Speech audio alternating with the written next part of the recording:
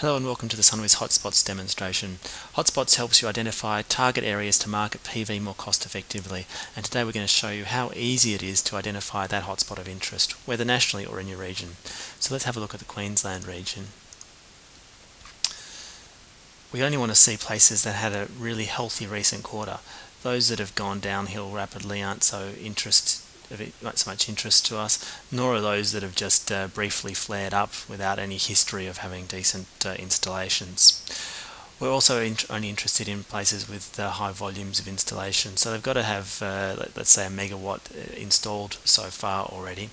And we prefer places which have larger systems, so we're looking for the more blue, or sorry, the light blue or the red dots on this graph here. And we're also looking for places with small dots which are lower penetration. And so I'm just going to select a few and see exactly where these come up on the map.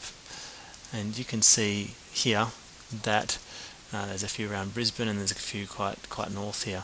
And so we've identified one really easily which has a large amount of installation that's gone in the last quarter, and it's still very stable, so you can see that it hasn't trailed off recently like some of them, and so that would be a great place to target.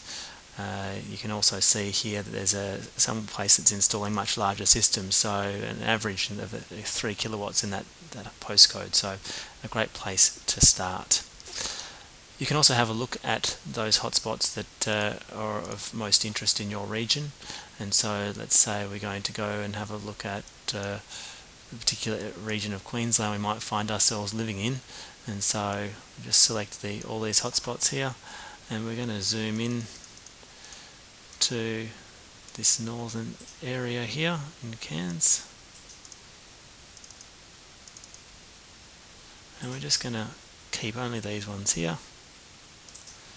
And so now these are the only ones which are displayed on the map and on the graphs here.